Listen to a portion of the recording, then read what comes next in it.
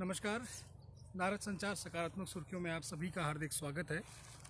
हिंदू पंचांग के अनुसार आज कार्तिक मास की शुक्ल पक्ष की चतुर्थी है, दिन बुधवार है।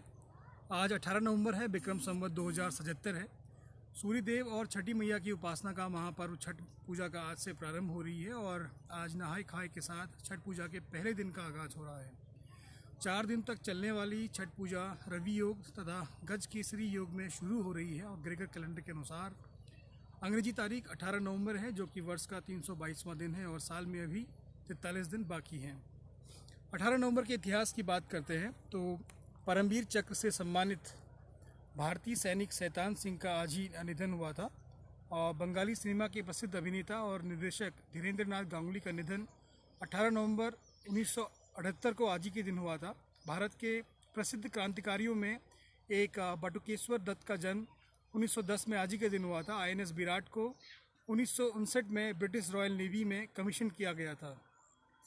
और भारत की मानसी छिल्लर ने मिस वर्ल्ड 2017 का खिताब आज ही के दिन जीता। और आज की एक विशेष बात जो है, वॉल्ट डिज्नी को पहचान दिलाने वाले मिकी माउस का जन्म आज 92वां जन्मदिन है। और आज ही के दिन 1972 में Indian board for wild life ने रॉयल बंगाल टाइगर को भारत के राष्ट्रीय पशु के तौर पर स्वीकार किया। यह भारत में पाई जाने वाली बाघ की 8 प्रजातियों में से एक है। रॉयल बंगाल टाइगर अन्य बाघों के मुकाबले फुर्तीला और ताकतवर है और देश में बाघों की संख्या में कमी आने पर 1972 में प्रोजेक्ट टाइगर की शुरुआत हुई और असर भी दिखा और बाघों में इसकी संख्या बढ़ती गई। रुक करते हैं आज के समाचारों की सकारात्मक सुर्खियों की ओर। उपराष्ट्रपति एम वेंकैया नायडू ने कहा है कि देश नई शिक्षा नीति का उद्देश्य भारत को विश्व में ज्ञान की महाशक्ति बनाना है। अगरतला में भारत प्रौद्योगिकी संस्थान के 13वें दीक्षांत समारोह को वीडियो कॉन्फ्रेंसिंग के जरिए संबोधित करते हुए श्री नायडू ने भारत को एक बार फिर से शिक्षा के क्षेत्र में जगत गुरु बनाने की आवश्यकता पर जोर दिया। उन्होंने कहा कि नई शिक्षा नीति में प्राचीन शिक्षा प्रणाली से प्रेरणा ली गई है, जिसमें विद्यार्थी के व्यक्तित्व के चहुमुखी और समग्र विकास पर ध्यान दिया जाता है। प्रधानमंत्री नरेंद्र मोदी इस महीने की 19 तारीख को बेंगलोर में टेक्नोलॉजी शिखर सम्मेलन का वीडियो कॉन्फ्रेंसिंग के जरिए उद्घाटन करेंगे।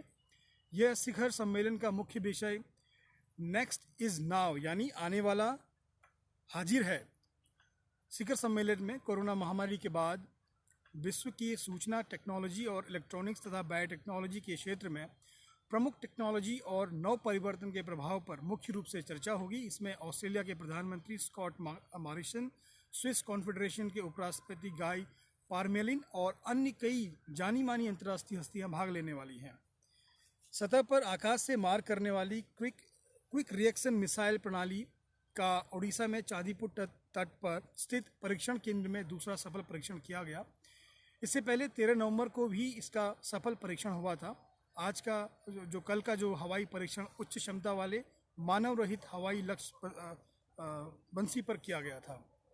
पेट्रोलियम और प्राकृतिक गैस मंत्री धर्मेंद्र प्रधान ने कहा है कि open acreage licence policy OALP यानी बाजार के अनुकूल नीति है, जो ऊर्जा के क्षेत्र में आत्मनिर्भरता ला रही है। इस नीति के तहत तेल और प्राकृतिक गैस क्षेत्रों के लिए बोली लगाने के 5वें दौर में 11 तेल और गैस ब्लॉकों के अनुबंध के पर हस्ताक्षर किए जाने के अवसर पर उन्होंने इस बात पे जोर दिया।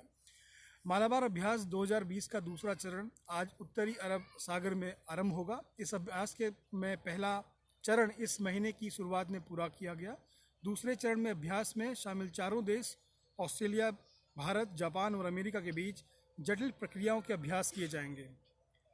और अंत में वस्तु और सेवा कर GST परिषद की विधि समिति में कल एक अति आवश्यक बैठक बुलाई गई, जिसमें अप्रत्यक्ष कर प्रणाली के तहत इनपुट टैक्स में उधारी के लिए फर्जी बिल जमा करने के मुद्दे पर विस्तार से चर्चा की गई।